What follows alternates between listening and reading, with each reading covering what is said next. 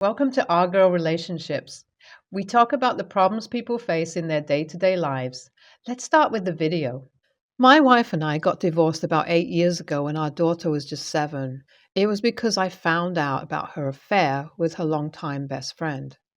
At the time, I caught them red handed and she tried to deny it, but there's no way I was going to believe the lies coming out of her. How could she have known the person for years without sleeping with him when I obviously walked in on them? Anyway, I filed for divorce very soon after that. Even though we had a daughter, I knew I wouldn't ever be able to trust her or be sane enough to be calm around her. So the only option left was to divorce. But instead of it being mutual, she dragged me through law hoops. We had an ugly court battle for custody and my assets. In the end, I got custody of my daughter while she chose all our property. I was salty for a long while that she was the one who ruined our marriage, and still, she got to keep everything. The only time I felt a little better was when I was spending time with my kid, because sole custody was worth all that fortune I had to give up. For the last 8 years, I was raising my daughter alone. It wasn't an easy task, and I tried my best to do right by her. I did try to date for a while, but pretty soon it became obvious that with my work life and the remaining time being spent with my daughter, there was no way I was going to be able to juggle a relationship too. So my life became all about her and my work. In all those years, my ex wife did try to contact me several times to let her meet Sophia, my kid. But I wasn't about to let her set a foot within 100 yards of Sophia. Even if I were to forget about everything she did to me, I still remembered how she was an absent mother. There were a few incidents when Sophia was just a toddler and would be crying for something, while my ex wife would be on the phone or reading a magazine. She found motherhood exhausting and a nuisance, and the only times I found her being happy with our kid was when Sophia turned 5 and became a really quiet kid. She didn't speak or ask for anything, and I knew that my ex wife's dismissive behavior was the problem that caused Sophia to be an introverted person. Knowing all that, I denied her request to meet our kid a couple of times. Either way, she asked once or twice a year, so it wasn't like she was very keen on meeting her. But recently, she had been more forceful and had been calling me nonstop every day to let her meet Sophia. I thought about blocking her number, but I feared that if I became too aggressive in denying her, she might try and approach Sophia during school.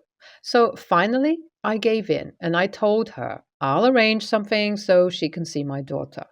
Yesterday was the day they were supposed to meet. I talked to Sophia if she wanted to meet her mother, but she flat out said she had no interest in meeting her. It was understandable because I never revealed the real reason her mom and I got divorced, and she still blames her mom for leaving her. I tried many times to tell her it wasn't her fault, but I'm not the best person out there, and I was never able to bring myself to tell her the truth. So I knew that my daughter was angry at her mom and showed no sympathy for the person who left her alone. But I kept badgering her about how her mom really wanted to see her and finally got her to agree to meet her mom for 30 minutes. I booked them a table at a restaurant for lunch. It was the one owned by one of my friends, so I know she'll be safe there and my friend could supervise the visit for me. But what I did not expect was for Sophia to be a complete mess when she came back from meeting her mother. When I came home after work yesterday, she was sleeping at the kitchen table. When I woke her up, I saw her puffed up eyes and immediately asked her what was wrong. If something major had happened, my friend would have called me, so I couldn't understand what went wrong. But as soon as Sophia saw me, she started crying again and blaming me for her messed up life. She said that I'm a horrible dad and the worst person to exist. She said that she always cried in her room whenever her friends talked about their moms, and she hid her misery from me because she knew I would be sad if I found out she was sad. But now she found out that I'm the one to blame for her growing up without a mother. She said that her mom told her how I kept on blocking all her attempts to contact Sophia, and that I fought in court and lied just to get custody. Hearing it, I didn't know what I could even say. What in the world did that wench tell my daughter for her to have such a drastic change in attitude? It's been a day now, and I tried contacting my ex wife, but she wouldn't pick up my calls. Sophia completely refused to talk to me anymore, and I decided to give her time to calm down a little before talking to her. But I am very angry at my ex wife, and I really feel like she did me dirty. So, AITA here for not telling my child the truth or keeping her away from her mother? Or was I right in protecting my daughter and choosing the lesser evil? Should I have just destroyed her completely by telling her how her mom chose property over her own child when it came down to it? Am I a bad father for doing this? I read through the replies of a lot of you guys who commented on my original post, and it really helped me in making my decision. I know what I did couldn't be changed, and both me and my ex wife have made mistakes in raising our kid. But I did do the best I could for her. I thought about whether I should tell her about her mom being a cheater and choose wealth over child and give her trust issues for the rest of her life, or should I just let her believe that mom and dad had an argument and mom left the house? I thought I could really deal with the latter option better, and if I kept raising her to believe that she was not at all to be blamed, then maybe it'll be the best life for her. But of course, nothing ever goes according to our plans, and the way she found out about the half truth hurt her a lot.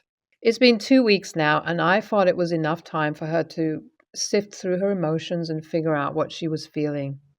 It also gave me time to mentally prepare myself to have a conversation with her that was due for a long time. And today I finally told her everything that happened. I told her about how her mom had an affair and the person she cheated with was her longtime friend I met a few times. I told her about the legal battle and why I decided to keep her with me and not have stopped my ex wife from contacting her. After hearing everything, she was really upset. She cried a lot, and in the end, she took her anger out on me. I patiently took everything she threw at me so that she could just let it all go. Now she's in her room with her friend. I don't know how I could help her to get through this, but I'm glad that she's not alone at least. About 2 months ago, I wrote a post about how my daughter was upset and blamed me for her mom not being in her life. Well, she was really upset at the time, and I thought after telling her the truth, she'll better understand the situation. But recently, I learned that she secretly talks to her mother and even goes out to meet her. Now, I don't have a problem with them being in contact or just staying in each other's lives because as a 16-year-old, she's allowed to decide if she wants to have a relationship with her mother or not. But the thing that has been bugging me is that she felt the need to hide the fact that she meets her mom. I trust my daughter completely, but I do not trust my ex wife. So I talked to my daughter, and instead of reprimanding her, I took the gentler approach. I let her know that I don't have any qualms if she goes out to meet her mom or talks with her, but I also made it very clear that keeping it a secret from me is only going to make it complicated. So I told her to be open about her relationships and not hide her true self. It's not a bad thing to reconcile with a mother that she missed all her life, and I should know about it so that whenever there comes a time when she needs someone to talk to, I could be there for her. She did say she understood what I was trying to say, and I can just hope that it turns out to be fine. So, about 6 months ago, my daughter restarted her relationship with her mom after about 8 years of not being in each other's lives. I thought it wouldn't hurt, and it was her choice to choose whether she wants to mend fences or not. But it turns out me being careful was the right thing to do. I researched a little about my ex's life, and she had been living alone with a lot of debt. Her boyfriend, she cheated and gambled away all their money and became an alcoholic too. She dumped him a while ago, and now she tries to just survive and make ends meet. So last week, my daughter came home and told me that she asked mom to move in with us, and if I really love her, I'll allow her to live together with her mom. I told her that it's not going to happen. If she wants to visit her mom and stay over for the weekends, that's fine. But no way will I let a person who cheated on me live under my roof. She threw a tantrum and tried persuading me, but I didn't budge. When she finally gave up on it and told her mom, That woman went nuts and told Sophia that she's a pushover for listening to her dad. She said that it's Sophia who doesn't want to live with her and got really mad. My daughter came back home all upset and told me everything. It was pretty easy to figure out that my ex wife just wanted to leech off of us now that she can't survive alone and used Sophia as a way to get back in our lives. I told my kid she was in no way at fault here and tried to console her the best I could. I wish that this wouldn't leave a deep scar on her and that she doesn't develop any serious trust issues. NTA, I don't think you're the a-hole here for trying to protect your daughter's innocence while dealing with your own life turning into chaos.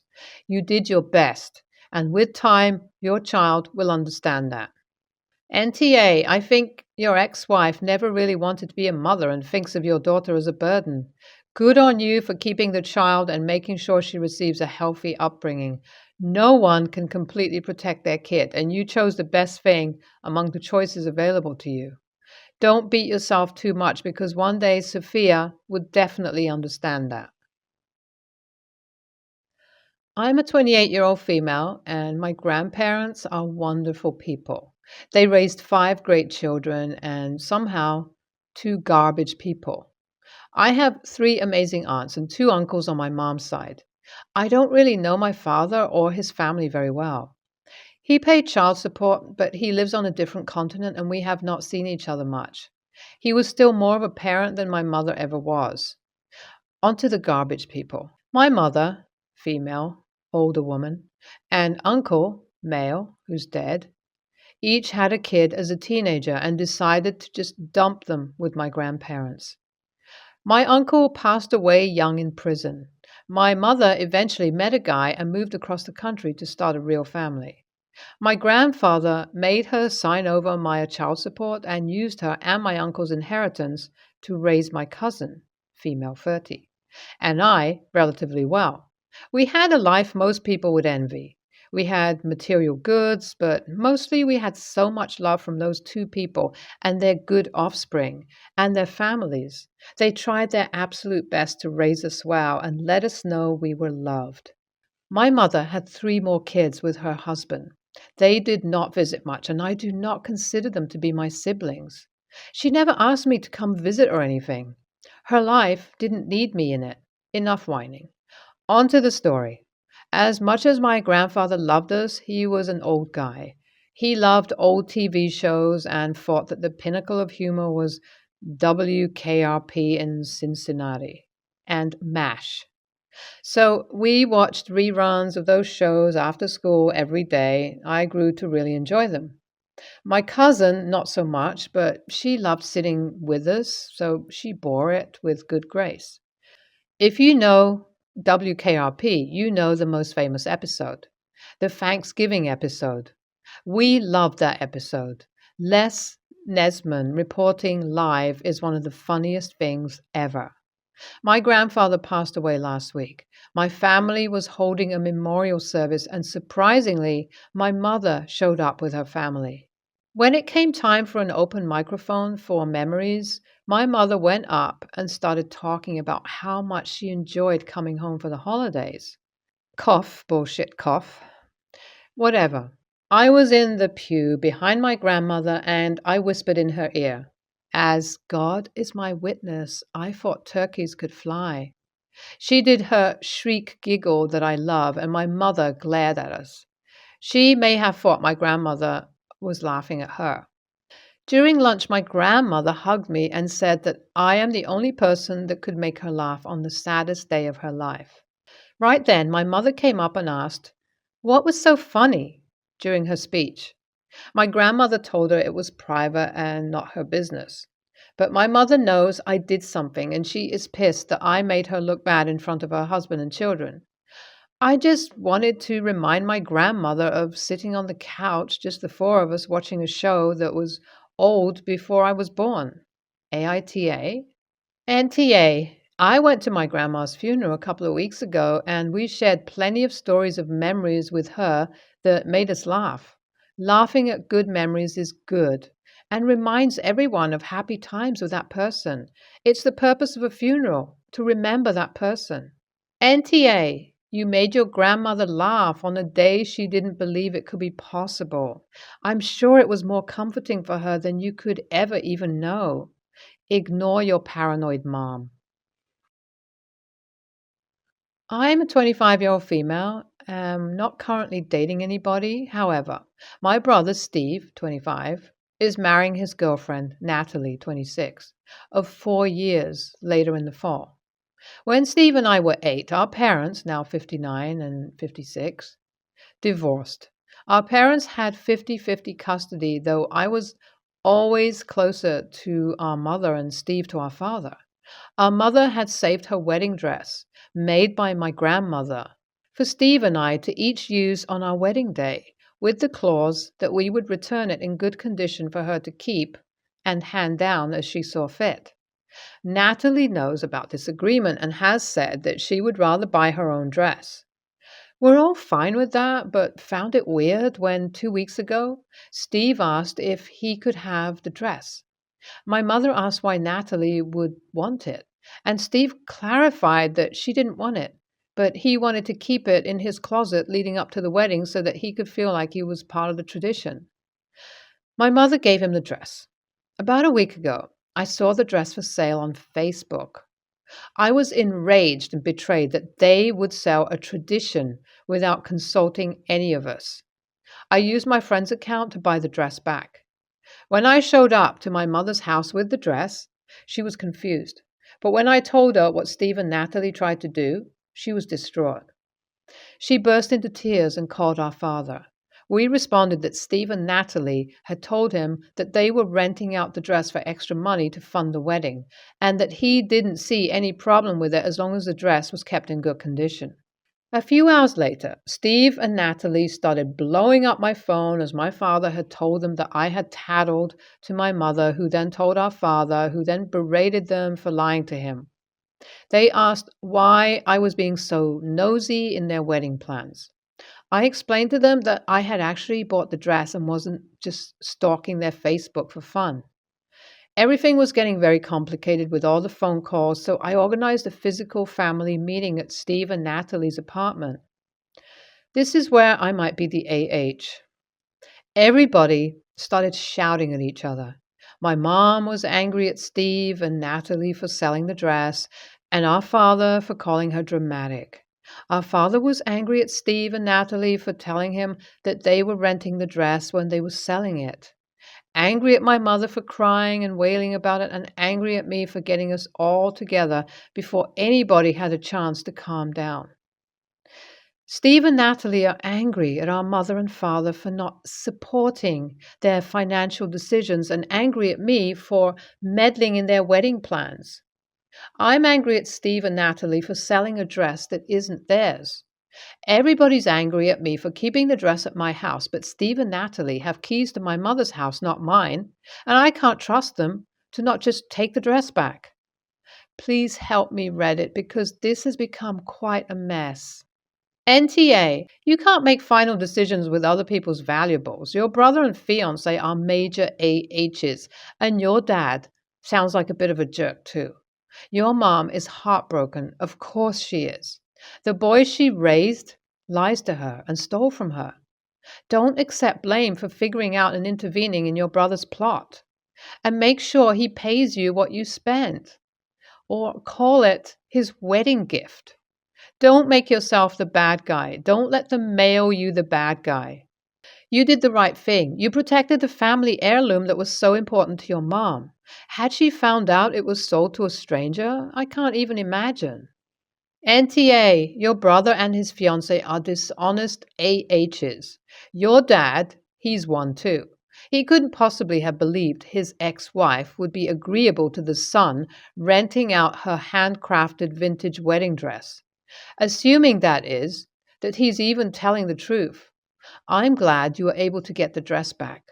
You might consider convincing your mother to change the locks at her house. Who knows what those two might consider helping themselves to in order to pawn?